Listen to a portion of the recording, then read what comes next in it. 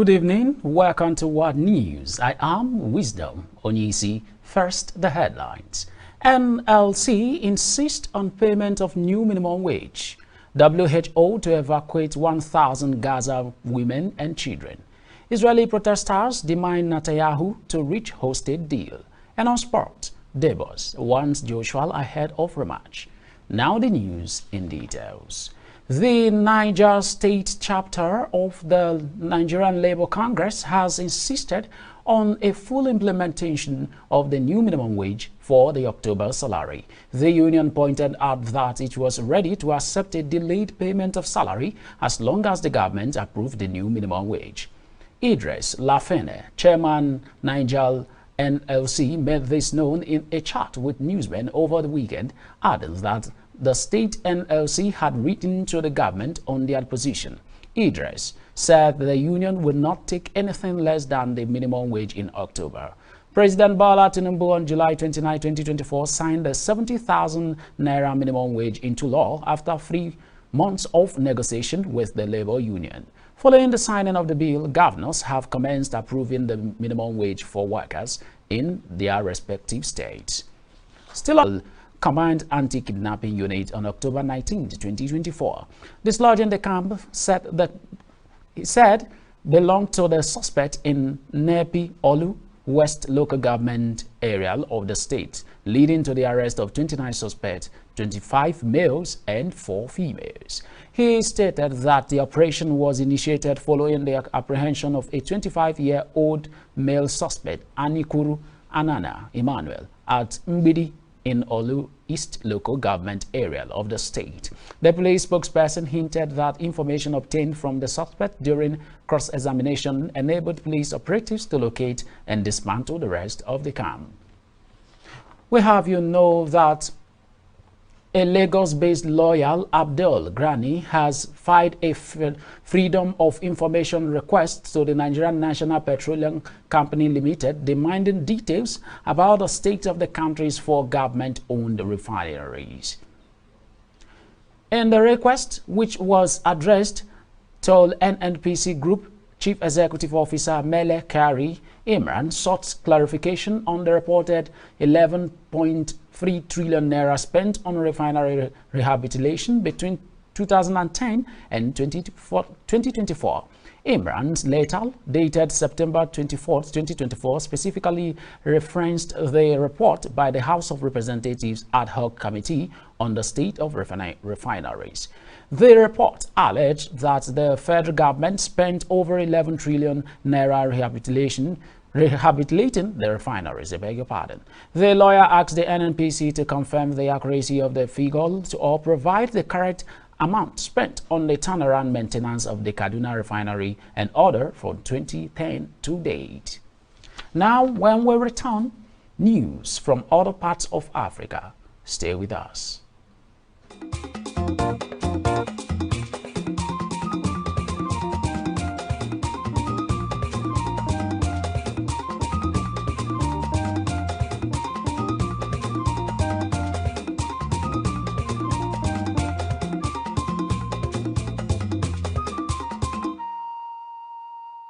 Welcome back. News from other parts of Africa. In a historic move, the Kenyan Senate has voted to impeach Deputy President Rigathi Gachagua, marking the first time a deputy president has been removed from office since the country's 2010 constitutional reforms. During the 18th session last week, the 17th of October, the Senate found Gachagua guilty on 5 out of the 11 charges leveled against him.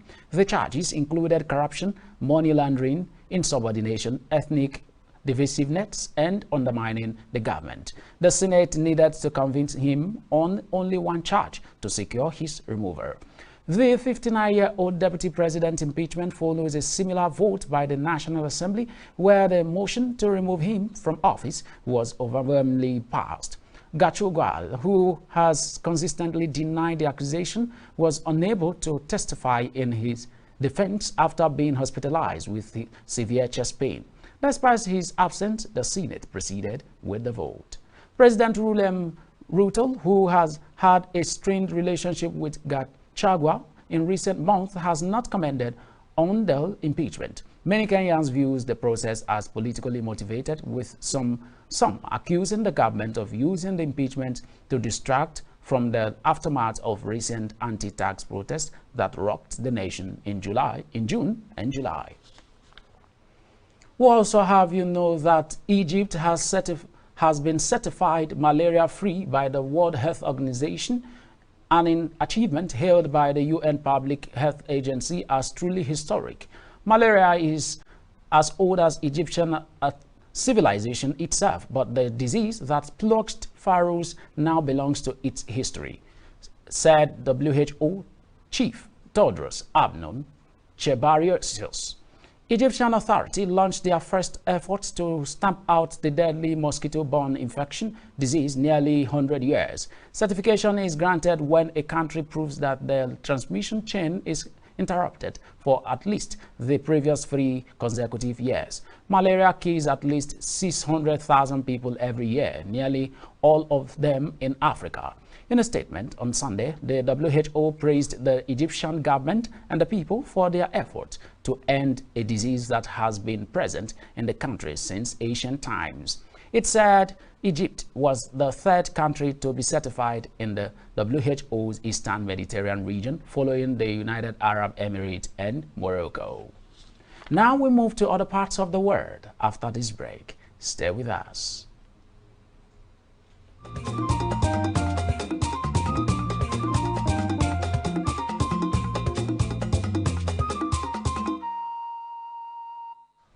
Welcome back. Now news from other parts of the world. The WHO has decided to evacuate 1,000 women and children needing medical care in Gaza. The World Health Organization Europe branch said in a statement published on Monday that Israel, which is besieging the war-devastated Palestinian territory, is committed to 1,000 more medical evacuation within the next month to the European Union. WHO Regional Director for Europe, Hans Kluge, said in an interview. He said the evacuation will be facilitated by WHO, the United Nations Health Agency, and the European countries involved. Last week, UN investigators said Israel was deliberately targeting health facilities in Gaza, killing and torturing. Still on the news, where we'll have you know that Putin wants Ukraine against nuclear ambitions. In a meeting with the media representatives, Russia President Vladimir Putin expressed Moscow's willingness to engage in discussions aimed at resolving the conflict in Ukraine. Vladimir Putin, the president of Russia, issued a warning stating the creation of nuclear weapon is not particularly challenging. It is uncertain if Ukraine currently possesses the capability to undertake such an endeavor. While it may not be straightforward for contemporary Ukraine, the process itself is relatively clear and not overly complicated. This represents a perilous provocation, as many movements in this direction will undoubtedly elicit a corresponding response, Putin emphasized. Ukraine President Vladimir Zelensky is accused of insinuating that Ukraine might pursue nuclear amendment if it does not receive NATO membership. He conveyed European Union leaders that Kyiv requires a robust deterrent to counter Russian aggression. We also have you know that thousands of protesters took to the street of Tel Aviv over the weekend, demanding Prime Minister Benjamin Netanyahu sign a deal to release the Israeli hostages still held in Gaza. During the weekly protest against the government of the Netanyahu, relatives of the hostages and their supporters said the moment to sit down and negotiate a deal was long overdue. This latest call by protesters comes days after Israel said it had killed Hamas leader Yahya Sinwar, believed to be the chief architect of the 7th October attack on southern Israel. Also over the weekend, the Israeli military said a drone was launched from Lebanon towards the Israeli Prime Minister's home in the Kasserel in the north of the country. One of the earliest proposals for a hostage release deal was put forward on 12th October 2023, 5 days after the initial Hamas attack. The Israelis rejected that initial proposal. Up next is business. Stay with us. This is Hillstv. Quality broadcasting is what we'll bring to you. Now we be this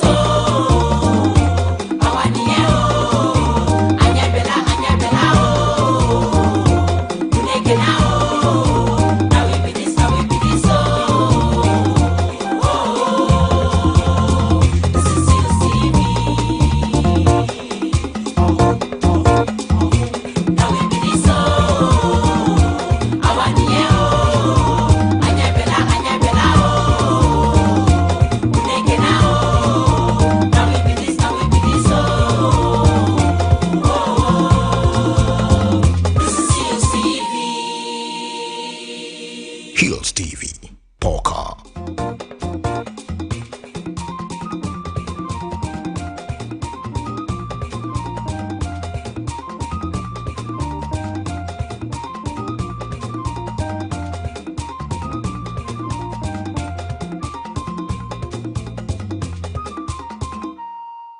Welcome back now to business news.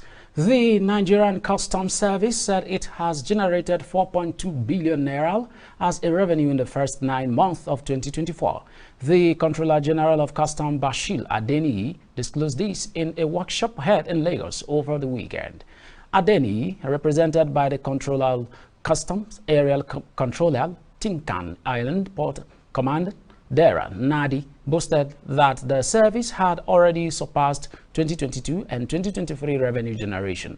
CGC said the service plan is to surpass its 2024 target of 5.3 million naira by the end of the year. Recall that total revenue generated in Nigeria in 2023 stood at 12.37 trillion naira according to the Federal Inland Revenue Service.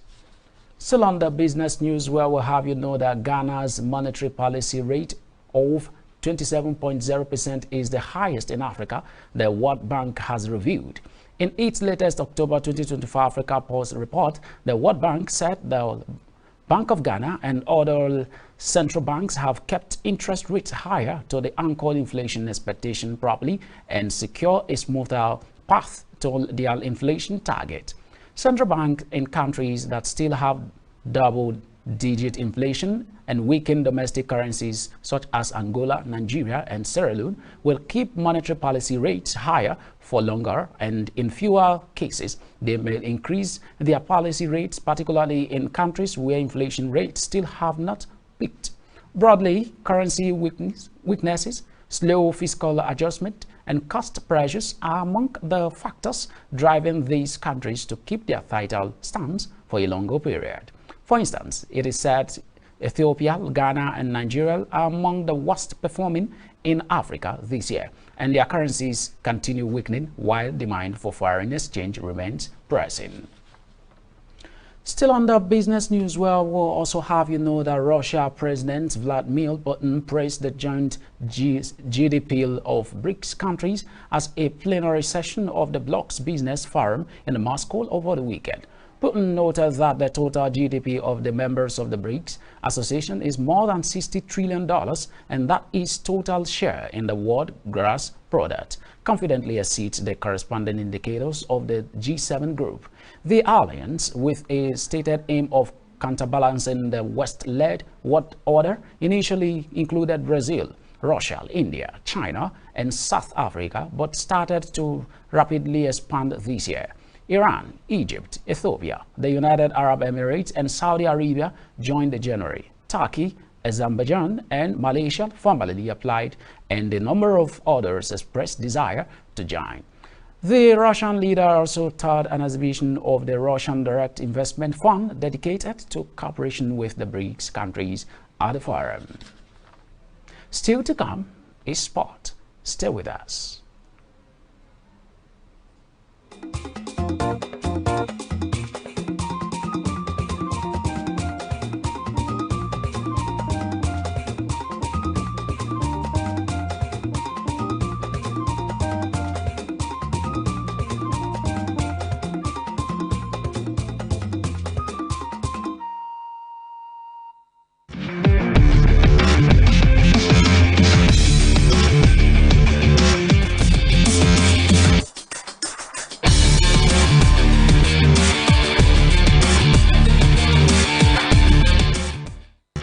Welcome back now to Sport News. IBF World Heavyweight Boxing Champion Daniel Dubois has expressed his readiness to once again face former two-time heavyweight champion Anthony Joshua in the highly anticipated rematch between the two Boxers, according to reports. In an interview, Dubois said he was ready to show the world he was the best. If not Joshua, the 27-year-old will try and avenge his defeat to Alexander Usyk if the Ukrainian is able to beat Tyson Fury in their rematch in December. Still on sport news, where we have that Ghana's Black Satellites grabbed their first win of the Under-20 WAFU B Cup of Nations Championships with a win over Nigeria over the weekend. Desmond Ofe side picked up all 3 points thanks to Aziz Mazubau, second half brace, going on to win 0-2. Ghana faced Niger in their second Group A fixtures following a 2-2 draw with Benin in their opening game. Niger, just like Ghana, also came into encounter looking for their first 3 points, having drawn 2-2 with Togo in their first outing. The two teams had a great start to the game, creating loads of chances in the opening 30 minutes of the game. However, neither of them was able to find the back of the net. Ghana found a breakthrough in the 63rd minute. Musabel beat the Nigerian goalkeeper with a long-range effort to give the Black Satellite Satellites in the lead. Still on the sport news, Virgil van Dijk is in discussions with the right people over his Liverpool future as the club captain moves into the final month of his contract. The Dutchman is one of the number of high-profile players at futures of Mohamed Salah and Trent Alexander-Arnold. As it stands, the Troll will be able to discuss pre-contract terms with overseas clubs from January, but Van Dijk said he is in talks over extending his stay at Anfield. And that's sport news on World News. We move to the rest of the news after this break. Stay with us. This is Hillstv. Quality broadcasting is what we'll bring to you. Now we be this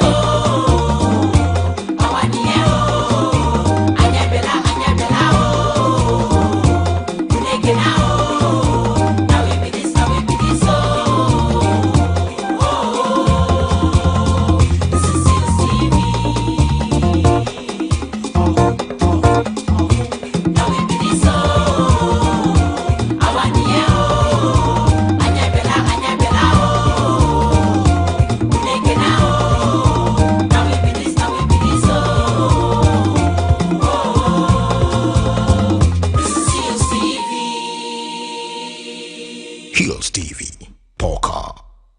Welcome back. Now, the rest of the news. 7-story block collapses in northern Nairobi. Residents of a 7-story apartment building in the Kenyan capital escaped the worst. Reports stated that in an apartment block in Kahawa, West, the affected building had been issued an evacuation notice last week by the county planning department. The Kenya Red Cross said over the weekend that 2 people have been rescued and taken to Kenyatta University Teaching, Referral and Research Hospital. 2 adjacent buildings have exhibited signs of structural failures and tenants have been evacuated. A search and rescue mission are still underway. And that's what news. But before we go, here are the headlines once again. We told you that NLC insists on payment of new